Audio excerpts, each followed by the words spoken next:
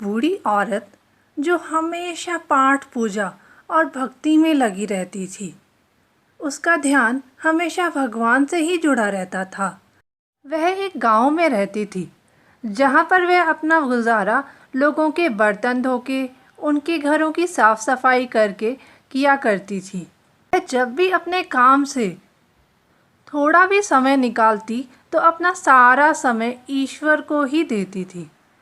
वह हर रोज़ ईश्वर के लिए, भगवान के लिए अपने हाथों से माला तैयार करती और उन्हें पहनाती थी। यह उसका रोज़ का नियम था।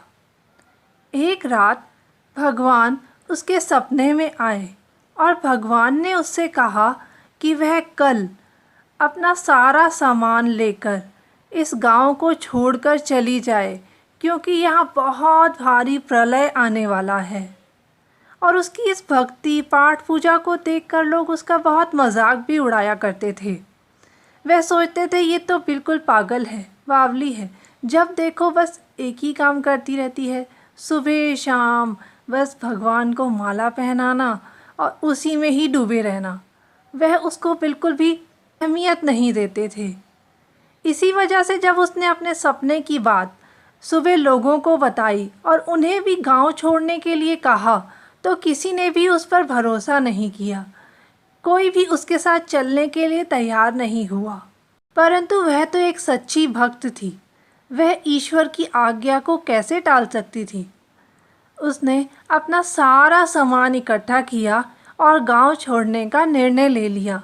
और लोग उसको देखकर मजाक उड़ा रहे थे कि कैसी बावली है कि एक सपने पर भरोसा करके गांव छोड़कर जा रही है और इसका तो कोई और भी नहीं जो इसका ध्यान रख सके। उस बूढ़ी औरत ने अपना सारा सामान अपनी पेटी में डाला और एक बैलगाड़ी वाले से बोलकर वह वहाँ से चल दी।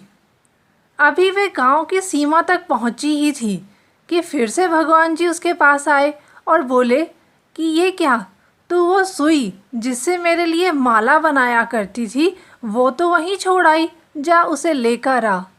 बूढ़ी औरत ने बग्गी वाले से हाथ जोड़कर प्रार्थना की कि वह उसका लिए थोड़ी और प्रतीक्षा करे।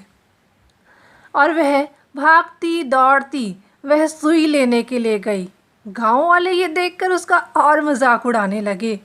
उस पर बहुत ज़ोर ज़ोर से हंसने लगे कि कितनी बावली है, एक सुई लेने आई है। परंतु वे क्या जाने भक्ति का रस, भक्ति का स्वाद। वह दौड़ती भागती वापस बैलगाड़ी वाले के पास आई और बैठकर बोली, अब चल सकते हैं भैया। बैलगाड़ी वाला भी भक्ति भाव का था। वह बोला, हे माँ, तू तो बहुत परेशान करती है। ऐसा बोलकर वह दोनों वहाँ से चल पड़े। ऐसे ही उन दोनों ने अपनी गांव की सीमा को पार किया। यह क्या, सारा का सारा गांव पानी में समा गया।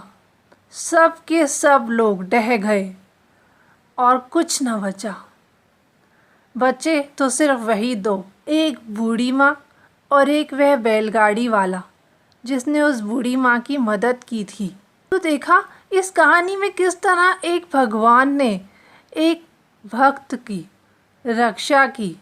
सिर्फ केवल भक्त की नहीं, उसकी एक छोटी सी सुई की भी फिक्र थी भगवान को। भगवान हमारी इतनी फिक्र करते हैं, हमारी एक सुई तक की भी रक्षा करते हैं, तो वे हमें कैसे छोड़ सकते हैं। हमें सिर्फ उस ईश्वर भक्ति में लगे होना चाहिए, अपने सभी कर्म करने चाहिए, परंतु उस ईश्वर को नहीं भुलाना चाहिए, हमेशा उसकी याद में ही रहना चाहिए। तो आपको क्या लगता है, अगर आप भी उस गांव में होते तो क्या आप उस बूढ़ी माँ पे भरोसा करते या आप भी उनका मजाक उड़ाते? थोड़ी देर सोचिए और मुझे कमेंट में ज़रूर बताएं कि आप अगर वहाँ होते तो आपकी क्या राय होती।